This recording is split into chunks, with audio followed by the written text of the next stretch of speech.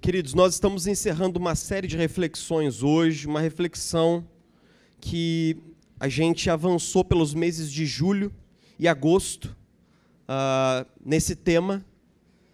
E hoje eu gostaria de convidar você a abrir sua Bíblia comigo na primeira epístola de Paulo aos Coríntios, talvez num capítulo mais famoso dessa epístola, que é o capítulo 13. Então, por favor, abra lá comigo. Primeira epístola de Paulo aos Coríntios, capítulo 13, verso 1.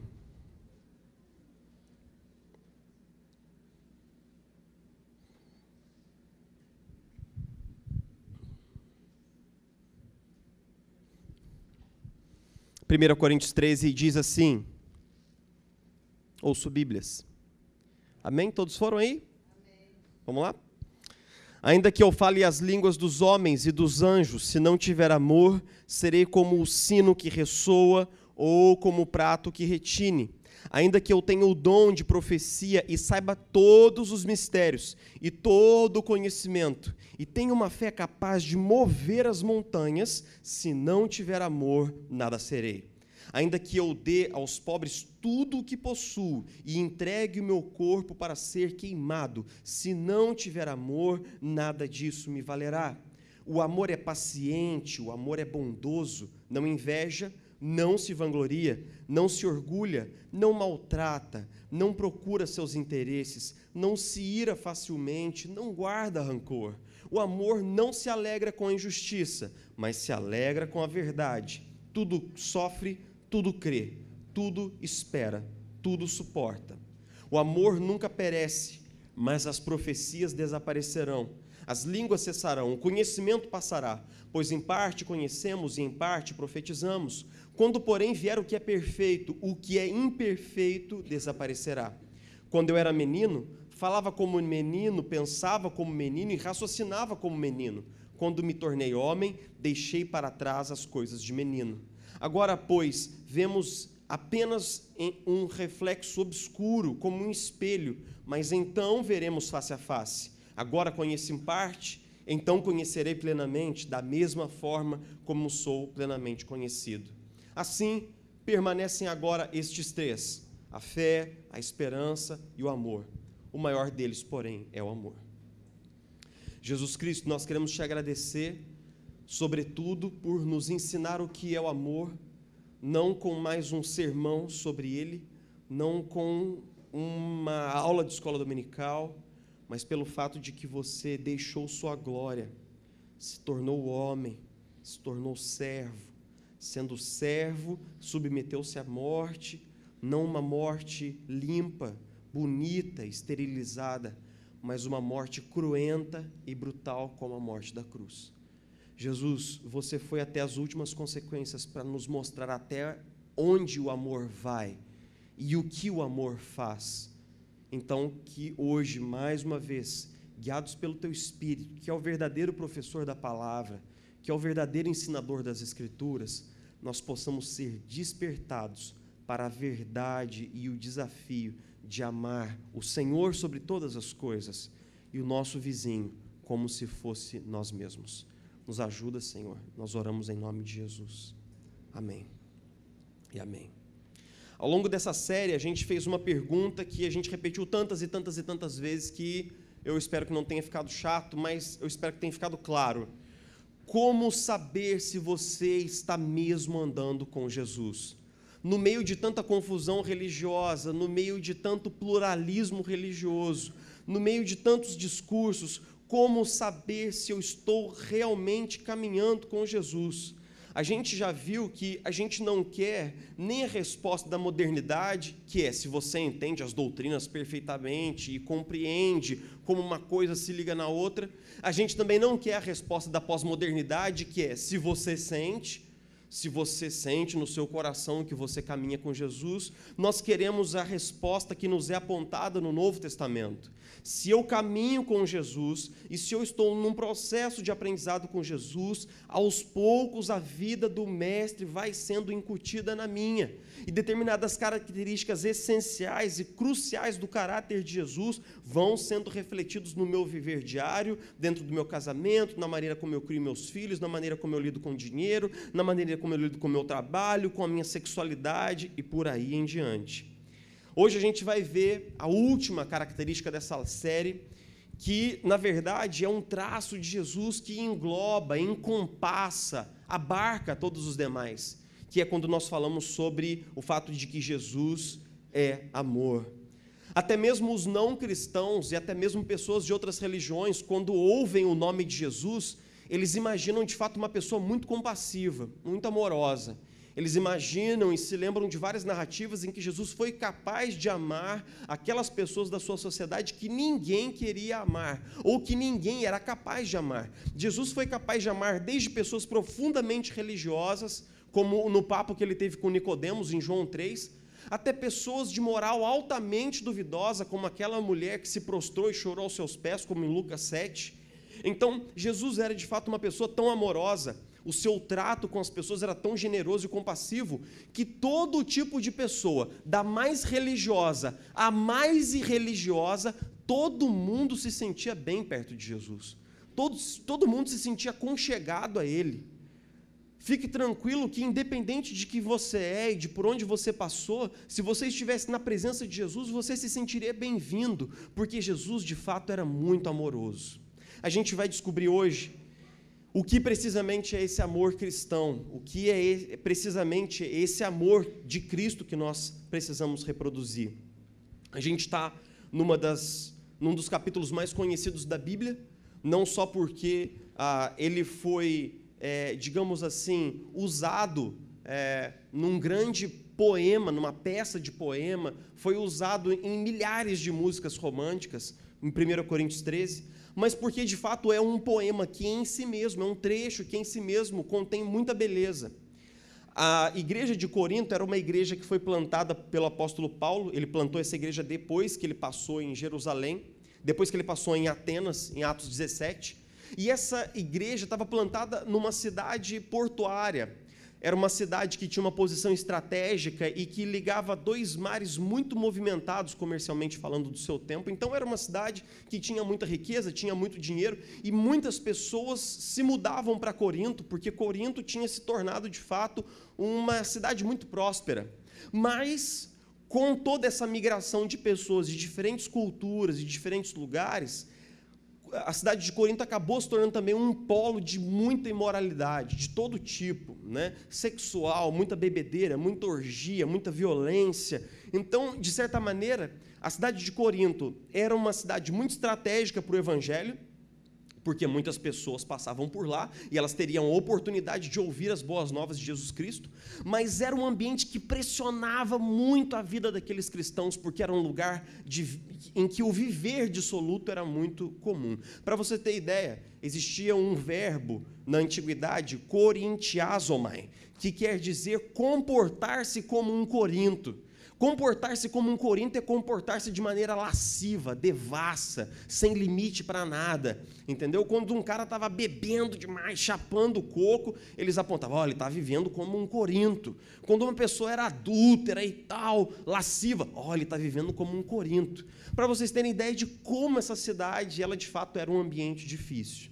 Mas uma igreja muito próspera se instalou ali, e essa igreja era muito conhecida por causa do exercício dos dons espirituais. Era uma igreja que as pessoas tinham muitos dons espirituais. Era uma igreja que os dons espirituais eles borbulhavam na igreja.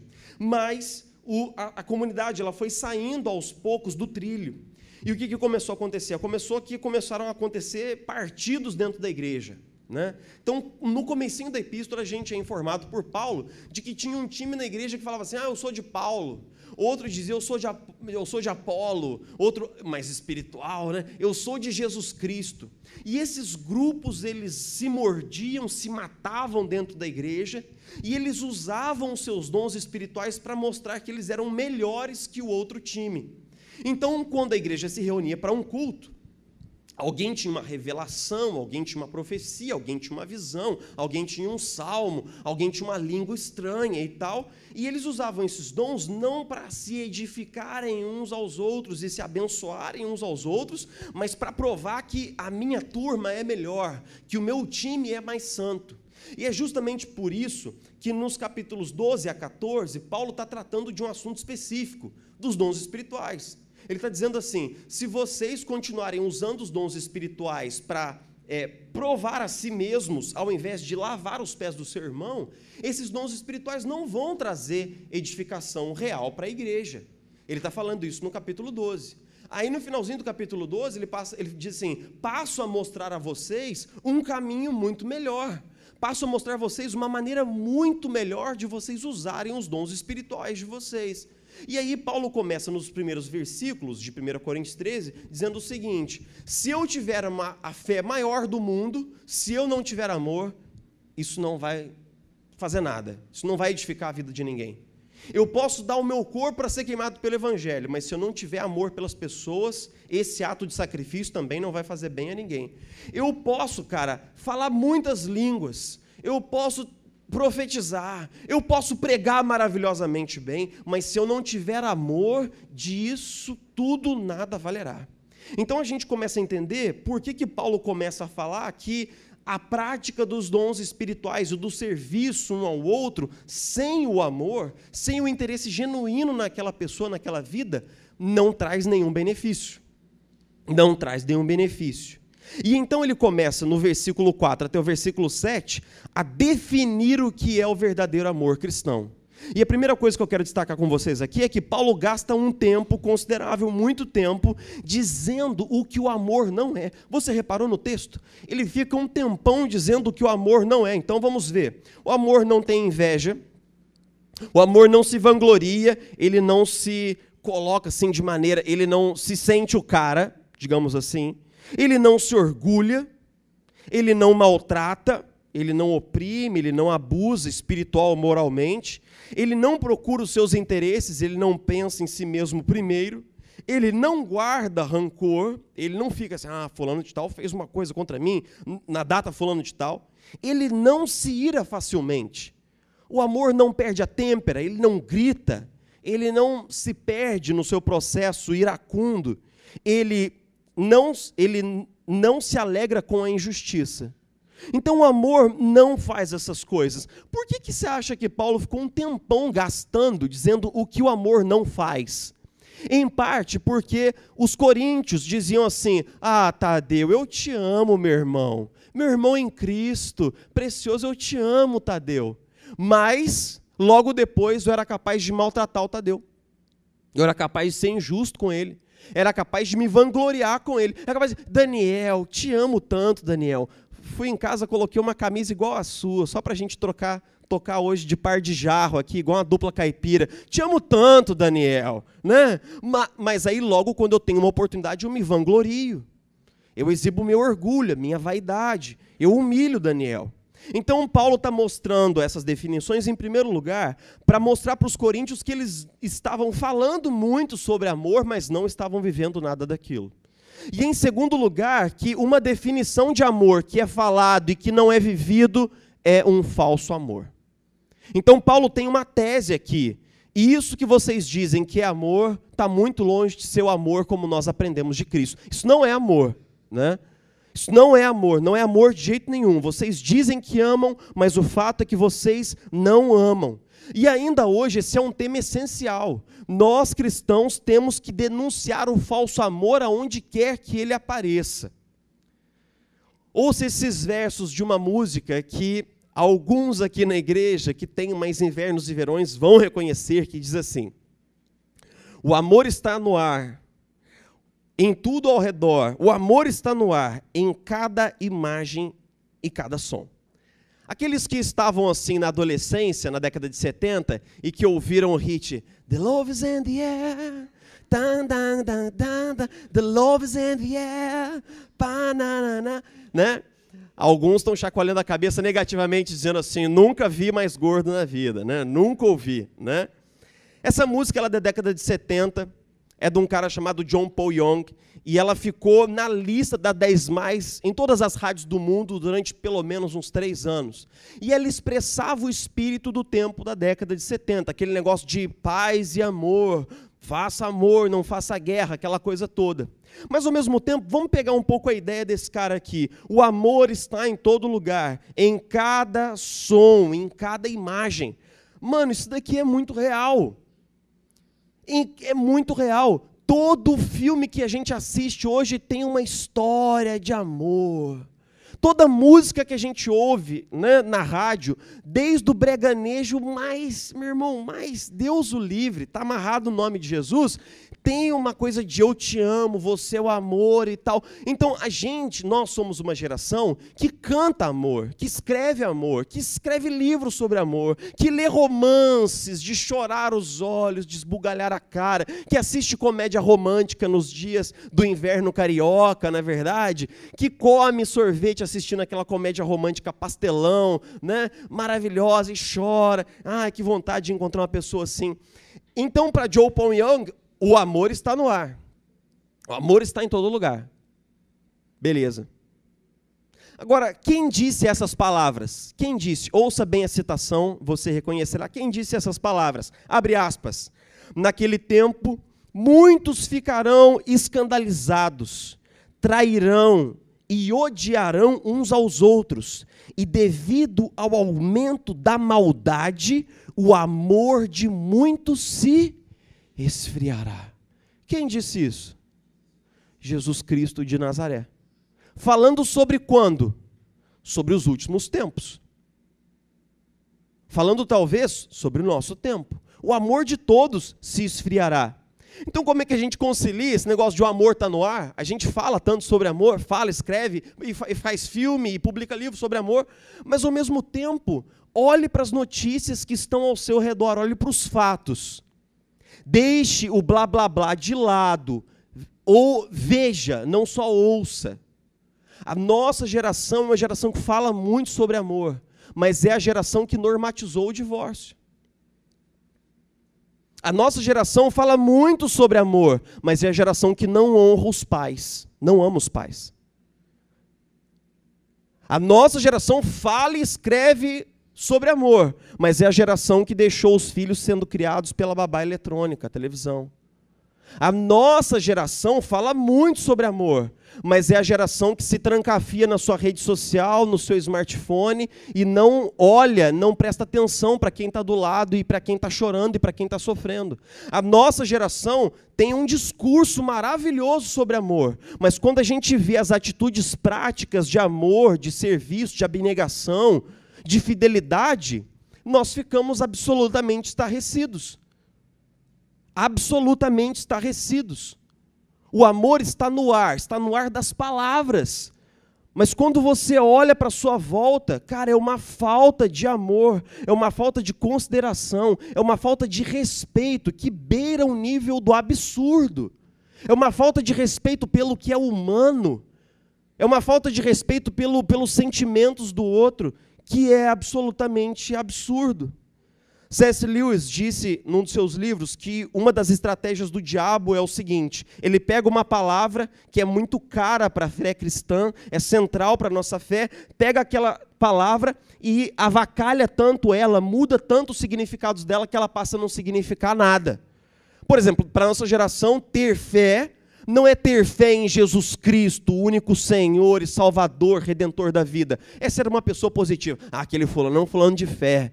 Quer dizer que ele é um cara positivo, que ele acha que tudo vai dar bem, que tudo vai dar para melhor. Mas não é isso que nós cristãos estamos querendo dizer quando nós temos que caminhar pela fé, que nós temos que viver pela fé. Nós temos um outro sentido muito mais profundo, robusto e verdadeiro para essa palavra. E o mesmo é amor. Quando a gente fala assim, meus irmãos, a regra fundamental da vivência da fé cristã é o amor. Amor a Deus e amor ao seu vizinho. Só que o que é amor para a nossa geração? Em primeiro lugar, é um sentimento. Amor é uma coisa que você sente. Como o amor é um sentimento, pode ser que você sinta, pode ser que você não sinta. E tem dias que você sente e tem dias que você não sente. Tem dias que você ama o seu cônjuge, não é verdade? E tem dias que você quer matar o seu cônjuge, não é verdade? Tem dias que você ama o seu filho, não é verdade? Tem dias que você quer pegar o seu filho e jogar para um jacaré, não é verdade? Porque os sentimentos, eles oscilam. Em segundo lugar, amor para a nossa geração é uma simpatia. É um negócio assim que quando eu bato o olho, eu gosto de você. Mas tem muita gente que a gente bate o olho e a gente não gosta. Tem muita gente pela qual a gente tem uma antipatia natural. E em terceiro lugar, amor certamente é sinônimo de paixão, que é um sentimento intenso, avassalador, verdadeiro, profundo e eterno. Só que as paixões nunca duram. E os sentimentos, eles nunca perduram. E o que isso gera para nós cristãos? Quando nós cristãos compramos essa ideia de amor, de discurso do mundo, e nós começamos a aplicar na nossa própria vida, o que isso gera? Dentro do casamento, por exemplo, o que esse amor feito de celofane, de palavras, gera?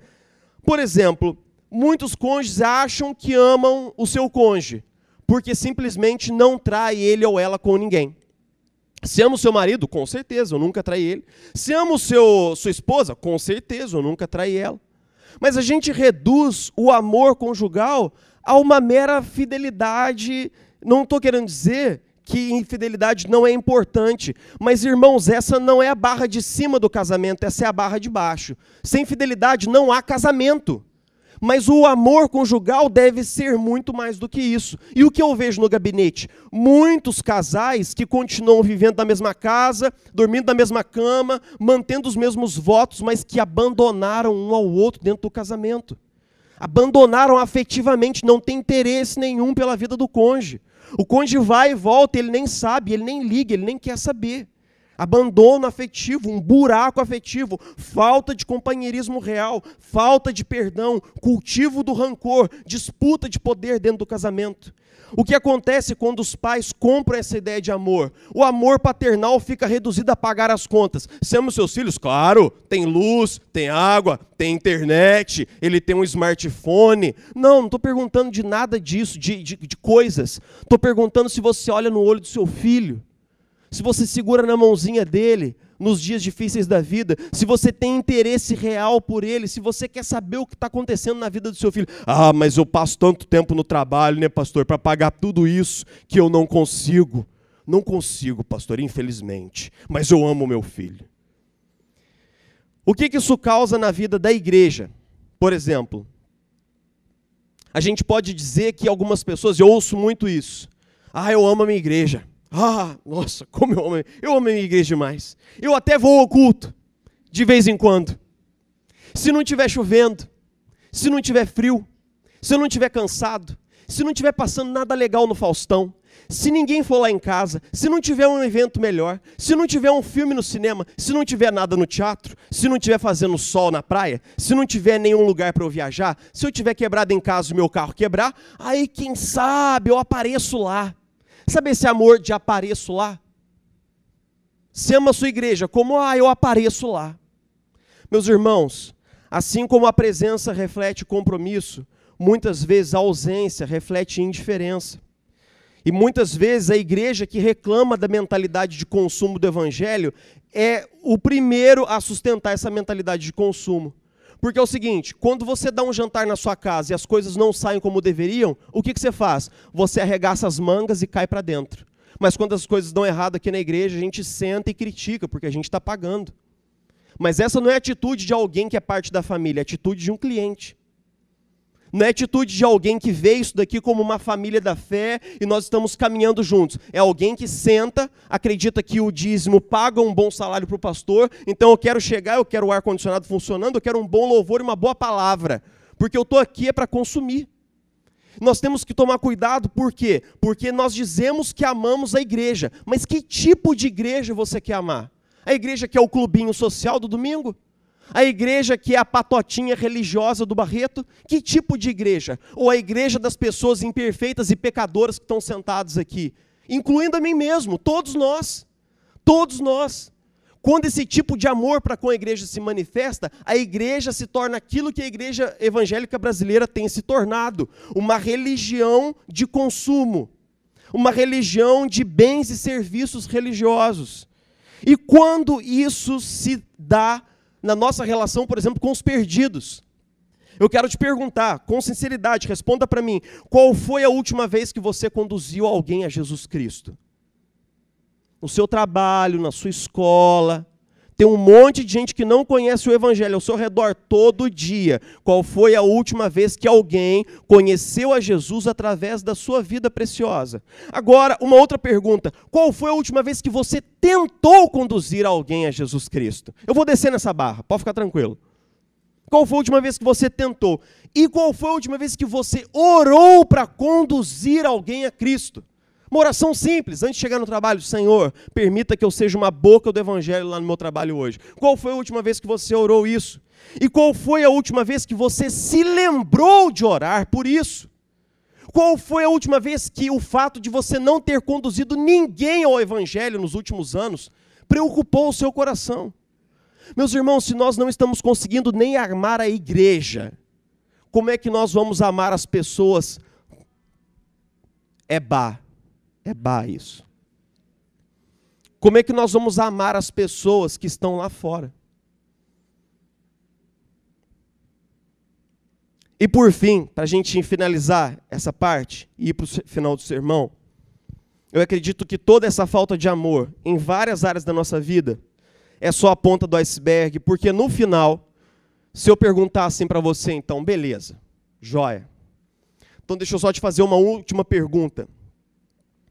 Qual é o lugar que Deus tem na sua vida? Você diz que ama a Deus. E o que esse amor por Deus faz? Quanto tempo você tem se colocado diante do Senhor para ter relacionamento com Ele? Porque às vezes as pessoas, mesmo nós cristãos, desenvolvemos um relacionamento com Deus que é muito louco. A gente fala que ama Deus e que crê nele e tal, não sei o quê, mas parece que a visão que a gente tem de Deus é tipo como se fosse do nosso vozinho. Sabe? Eu sei que você tem muito carinho pelo seu avô, mas quando você olha para o seu avô, você não pede para ele conselhos profissionais, nem conjugais, porque a ideia é que o seu avô, ele está antiquado, ele passou do tempo, ele tá num canto, ele é antigão. Então, às vezes, o olhar que a gente tem para Deus é de que Ele está lá no céu, longe, e que eu tenho que tocar a vida aqui porque eu sei do jeito que tem que ser. Ou então pode ser que você tenha um relacionamento com Deus que é só funcional. Você ora quando tem problema, quando fica tudo bem, aquela frouxidão, aquela mornidão espiritual se instala de novo. Meus irmãos, a gente tem que ter cuidado. Nós somos chamados para amar. Mas que tipo de amor nós temos vivido? Esse amor típico da nossa geração, de palavra, de boca, de discurso, ou um amor que põe a mão nas coisas, ou um amor que de fato age com amor. Quando o apóstolo Paulo quis mostrar o que era o verdadeiro amor cristão para a igreja do Corinto, o que ele faz? Ele começou com definições negativas, o amor não faz isso, não faz isso, não faz isso, não faz isso, e depois ele passou algumas definições positivas. Então vamos olhar o que Paulo diz que o amor faz. O amor é paciente. O amor é paciente. Paciente com o outro, paciente com as dificuldades e com os limites do outro. O amor é bondoso. O amor tem um olhar de bondade, um olhar caridoso. O amor se alegra com a verdade. O amor, tudo, olha essas expressões de Paulo, tudo sofre. O amor, tudo crê. O amor, tudo espera. Mano, eu sou uma pessoa ansiosa. Eu odeio esperar. Quando eu leio isso daqui meio que lanha o meu coração. O amor tudo espera. O amor tudo suporta. A definição que Paulo tem do amor não é que o amor é um sentimento, não é que o amor é uma simpatia, não é que o amor é um discurso, não é que o amor é uma paixão. Paulo diz, o amor é aquilo que o amor faz. E o amor faz aquilo que ele vê o Pai fazer em Jesus Cristo. O amor é o que o amor faz. O amor é o que o amor faz. E o amor faz tudo aquilo que ele vê na vida de Jesus Cristo, o verdadeiro Filho de Deus. Então ele é paciente, ele é bondoso, ele se alegra com a justiça, ele não é vaidoso, ele é humilde, ele é quebrantado, ele é pronto em perdoar, ele contém a sua ira, ele contém o seu criticismo, ele contém as suas palavras de desespero, mas ele suporta, ele apoia, ele espera e ele sofre. Ele sofre. Eu tenho certeza que os coríntios ficaram muito chocados quando ouviram esse sermão de Paulo. E a minha pergunta para você é, e você? Você está chocado também? Nós estamos chocados com o amor que age, com o amor que faz, com o amor que se move, com o amor que reproduz a vida de Jesus Cristo. Então, eu quero tecer algumas ideias finais dizendo, em primeiro lugar, o seguinte. Não confie no que você sente a respeito da sua caminhada com Jesus. Não confie. Muitas vezes nós sentimos que estamos bem, que estamos caminhando com Jesus bem, mas note, os fariseus sentiam que eles eram as pessoas mais justas do universo. Os fariseus achavam que eles eram as pessoas mais crentes e consagradas da história, e esses caras mataram o Messias. Então não confie no que você sente. Pegue a sua vida de segunda a segunda, não aqui dentro da igreja. Ah, mas na igreja abraça todo mundo, pastor. Lá eu sou maravilhoso. Porque existe esse bendito milagre da esquina, né? Que o marido é um cuza ruim. Colocando em termos claros, é um cuza ruim. Em casa, com todo mundo. Mas é quando chega na esquina da igreja, há um milagre que transforma aquele marido. É o milagre da esquina. Quando ele vira a esquina para entrar na igreja, ele pega na mão da esposa, que ele não olhou na cara a semana inteira, ele trata os filhos com uma bondade e tal. Só que o milagre da esquina, ele acontece quando ele vai, mas ele desacontece quando ele volta. Bendita esquina é essa. Bendita esquina. Meu irmão, pegue a sua vida de segunda a segunda e coloque nesse prumo divino que é a descrição de Paulo. Confira. O amor não inveja, o amor não se vangloria, não se orgulha, não maltrata, não procura os seus interesses, não é egoísta, não olha para si o tempo todo, não se ira facilmente, não guarda rancor, não se alegra com a injustiça, mas é paciente, é bondoso, se alegra com a verdade, está disposto a sofrer, a crer, esperar e suportar. É esse amor que nós precisamos viver. E como que a gente faz isso? Em primeiro lugar, não temos como dar para o nosso marido, para a nossa esposa e para os filhos aquilo que nós não temos. Se você quer ser uma pessoa que fala a língua do amor, então aprenda a passar tempo com aquele que é o amor. Muitas pessoas chegam no meu gabinete dizendo o que elas fazem para restaurar o casamento detonado delas. Eu falo assim, quanto tempo você tem gastado com a palavra de Deus todos os dias? Nada, nunca gastei tempo com Deus. Então essa é a primeira coisa que você tem que colocar em ordem. Porque o seu relacionamento com Deus é a base que sustenta todas as outras relações. Porque se você não sabe o que é ser perdoado por Deus, você não vai ter facilidade para perdoar o seu cônjuge quando ele pecar contra você. Mas se você souber que Deus perdoa você, que Deus é compassivo com você, é paciente com você, é bondoso com você, é amoroso com você, é compassivo com você, você vai conseguir reproduzir isso nas suas relações pouco a pouco, à medida em que o evangelho se torna o tutano da sua alma. Mas você tem que voltar para o evangelho todos os dias. Você tem que se lembrar que nenhuma ofensa do seu cônjuge é maior para você do que todas as ofensas que você cometeu contra Cristo. E então você vai perdoar o seu cônjuge. Mas se você não passar tempo com Deus, será impossível amar com o amor de Deus. Jesus disse, ninguém pode fazer as minhas obras sem caminhar comigo. Sem mim vocês nada podem fazer, em João 15. Em segundo lugar, qual é o primeiro lugar que você tem que amar? Eu fico muito aborrecido quando eu ouço pessoas dizerem assim, o meu cônjuge é maravilhoso, para os outros. Você já ouviu isso? Dessa pessoa que fora de casa ela é uma pessoa maravilhosa, mas com o marido e com a esposa ele é uma pessoa terrível. Para os outros de fora tem piada, tem bom humor, tem um monte de coisa boa, para os de casa, só patada, só chatice, só mau humor. Meus irmãos, não convém que seja assim. Sua casa é sua primeira igreja. Seus filhos são seus primeiros discípulos. O seu cônjuge é sua primeira ovelha, em nome de Jesus. Em nome de Jesus. Se você quer saber quem eu sou, de verdade, não me avalie por aqui, nem por esse sermão, nem por nada que eu faço aqui no ministério. Pergunta para minha esposa. Ela sabe quem eu sou. Mas não pergunta não, pelo amor de Deus. Pergunta não.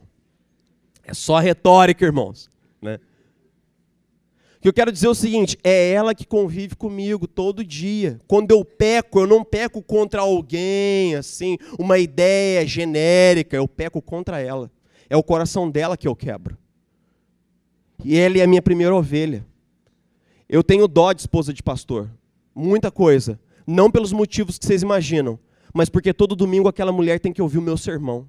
E eu nem sei como ela arruma graça e misericórdia para me ouvir aqui. Porque ela sabe que muitas coisas que eu prego aqui eu sou absolutamente imperfeito. E eu sei também. Mas eu quero muito viver o evangelho em primeiro lugar dentro do meu casamento. E eu gostaria que você pudesse falar, Jesus, me ajuda a viver o evangelho em primeiro lugar dentro do meu casamento. Meu irmão, olhe para o seu cônjuge, pelo amor de Deus. Olhe, para essa correria louca que você está do trabalho, essa preocupação louca com dinheiro. O que vai ser da sua casa se você tiver uma tonelada de dinheiro e você tiver perdido o coração do seu cônjuge, meu irmão? Olha nos olhinhos da sua esposa, separa um tempo para estar com ela, olha no rostinho dela, pergunta como é que você está, filha? Como é que está o seu coraçãozinho? Vamos sair amanhã que eu quero te cantar em nome de Jesus. Oh, glória! Né? Vamos sair amanhã que eu quero saber como é que está o seu coraçãozinho. Cuida do seu cônjuge, meu irmão. Em segundo lugar, olhe nos olhos dos seus filhos. Ofereça afirmação, ofereça confirmação. Muitos filhos saem de casa sem ouvir eu te amo, meu filho, do seu pai e da sua mãe. E esses pais são crentes.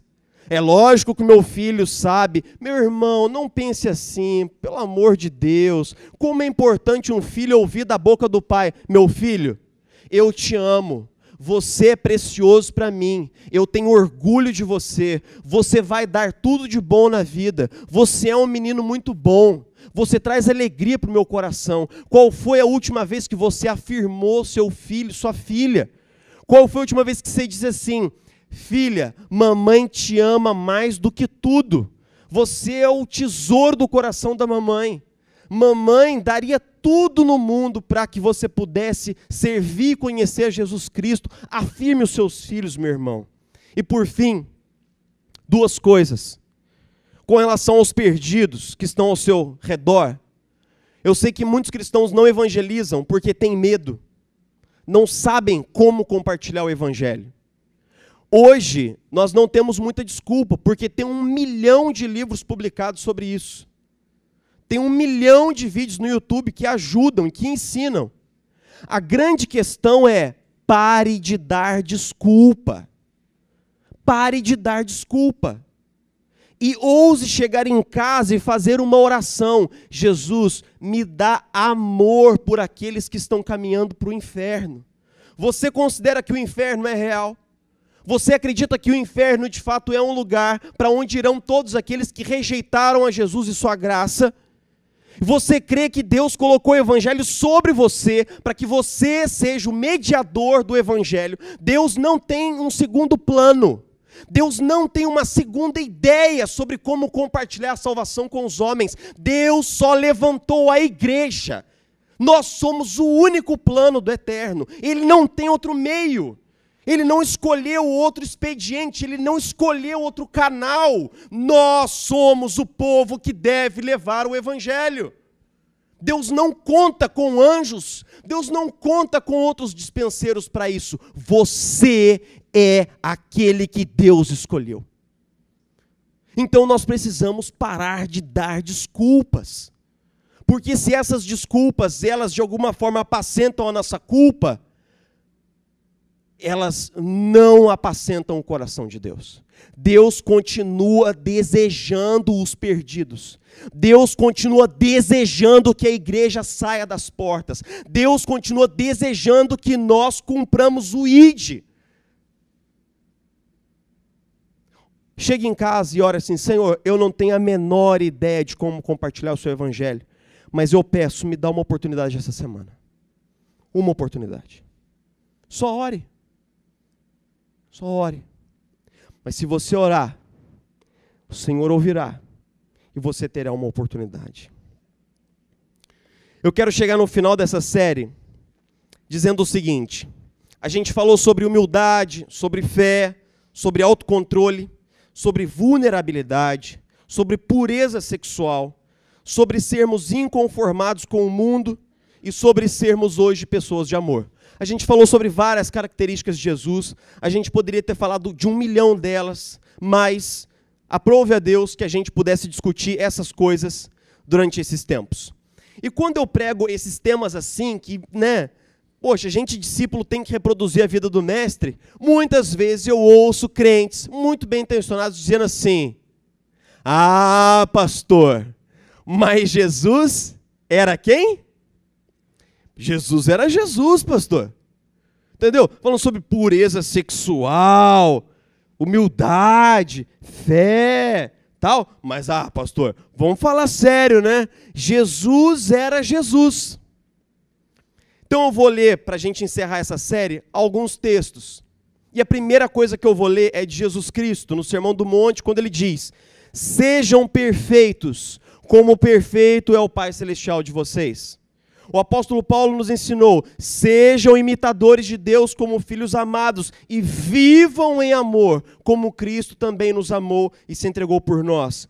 Pedro escreve: sejam filhos obedientes, não se deixem amoldar pelos desejos, como viviam na ignorância. Sejam santos porque eu sou santo, diz o Senhor. Tiago nos diz: sejam praticantes da palavra, não apenas ouvintes, enganando-se a si mesmos. O apóstolo João diz: sabemos que o conhecemos se obedecemos aos seus mandamentos. Aquele que diz: eu conheço a Deus e não obedece aos seus mandamentos é o quê?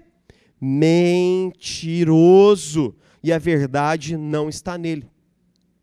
O que eu quero dizer é o seguinte: não venha com esse papo de Jesus era Jesus para cima de mim. Não venha com esse papo. Nós somos confrontados com a escolha. Todo aquele que quiser caminhar com Jesus e seguir a Jesus deve aplicar o seu coração em viver como Jesus. Ah, pastor, mas o pecado é muito forte mesmo, irmãos. É a nossa natureza básica. Mas Deus derramou sobre você o Espírito Santo e te deu poder espiritual para que você possa obedecer e ser uma pessoa diferente. Para que você possa ser uma pessoa diferente.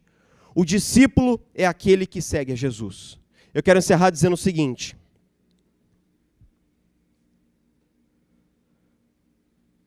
eu fico surpreso com uma história da Bíblia que diz assim: veio um moço até Jesus, e ele diz assim: mestre, tenho obedecido todos os mandamentos, tenho sido um cara super gente boa todo esse tempo aí. O que me falta para entrar no reino de Deus? E aí Jesus disse assim: uma coisa só te falta. E o texto do evangelista Marcos diz assim: Jesus olhou nos olhos daquele garoto, o amou e disse: vai e vende tudo que você tem, doa aos pobres e então me siga.